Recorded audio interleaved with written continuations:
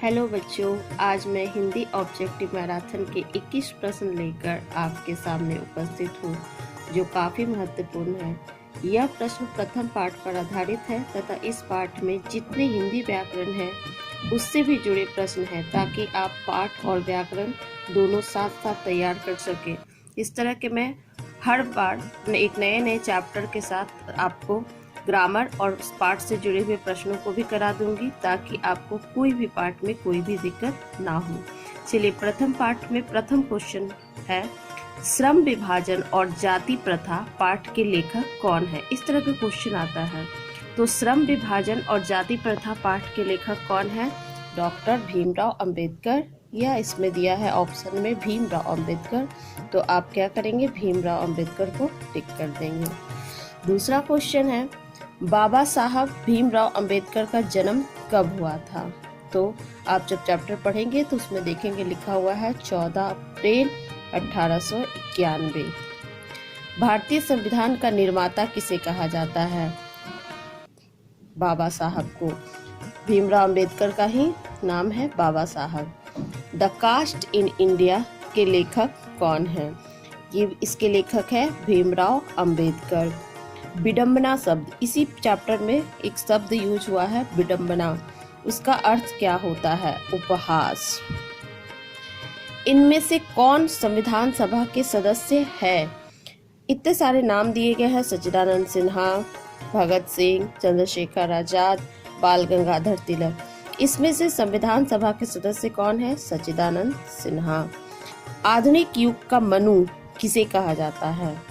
तो आप ये जान लीजिए, डॉक्टर भीमराव अंबेडकर को आधुनिक युग का मनु कहा जाता है। नेक्स्ट क्वेश्चन है 8 नंबर, जिस वाक्य में क्रिया का लोप होता है ऐसे वाक्य को क्या कहते हैं? तो आप चैप्टर में आपको पढ़ना है कि आपको चैप्टर में पढ़ना है वाक्य के प्रकार, सरल वाक्य, मिश्र वाक्य, संयुक्त वाक्य। ये प्रथम पाठ में आपको व्याकरण दिया है, तो इससे जुड़े मैं प्रश्न बना रही हूँ। जिस वाक्य में क्रिया का लोप होता है ऐसे वाक्य को क्या कहते हैं? तो सरल वाक्य कहते हैं। जब दो सरल वाक्यों को और, एवं, या, अथवा इत्यादि से जोड़ा जाता है तो वह कैसा वाक्य होता है? तो आप जान लीजिए कि या और लगा होगा, एवं लगा होगा, अथवा या, इसलिए ये सब लगा रहेगा।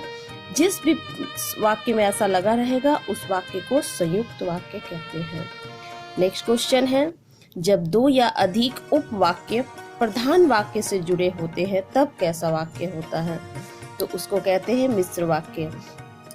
इसको पढ़ने से आपको हर तरह का वाक्य का डेफिनेशन क्लियर हो जाएगा। नेक्स्ट क्वेश्चन है, रचना के आधार पर वाक्य के कितने भेद हैं? तो रचना के आधार पर वाक्य के 3 भेद हैं, यही सरल वाक्य, संयुक्त वाक्य और मिश्र वाक्य। यही रचना की दृष्टि से ये वाक्य के 3 भेद होते हैं।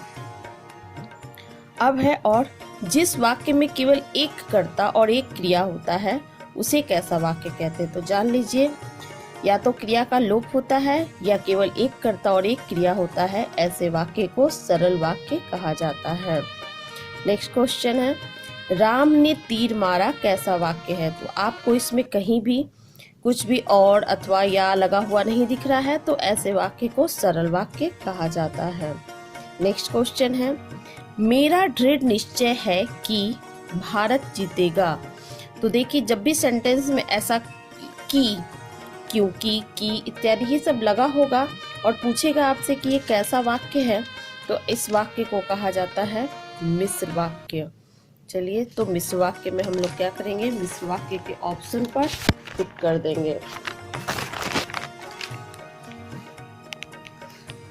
मिश्र वाक्य कैसा वाक्य है? तो मिश्र वाक्य के ऑप्शन पर हम लोग टिक कर देंगे। 15 नंबर क्वेश्चन है, वह सुबह गया और शाम को लौट आया कैसा वाक्य है?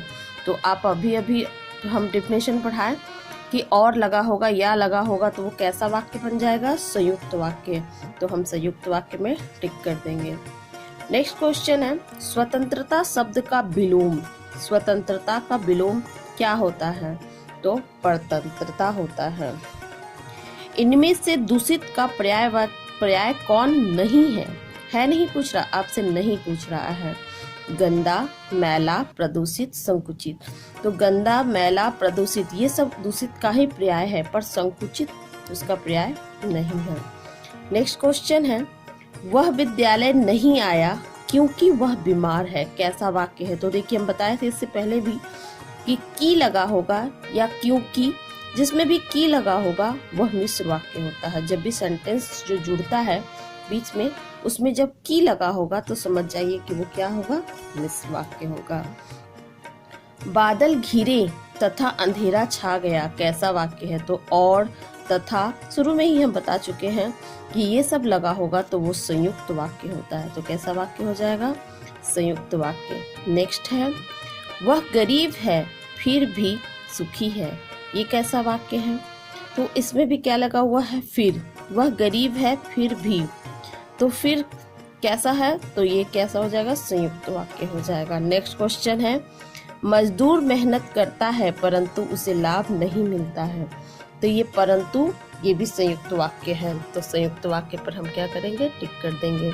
इस तरह से फर्स्ट चैप्टर में जितने भी ऑब्जेक्टिव प्रश्न हमसे बन सका हम बनाएं और आपको एग्जाम में मदद करने की कोशिश करें। इसी तरीके से नेक्स्ट क्लास में हम सेकंड चैप्टर से जुड़े हुए ऑब्जेक्टिव प्रश्न डालेंगे और उससे उस चैप्टर में जितने भी ग्रामर है उन सभी को हम सॉल्व करने की कोशिश करेंगे, जिससे कि आप बोर्ड एग्जाम के लिए अच्छे से तैयारी कर सकें।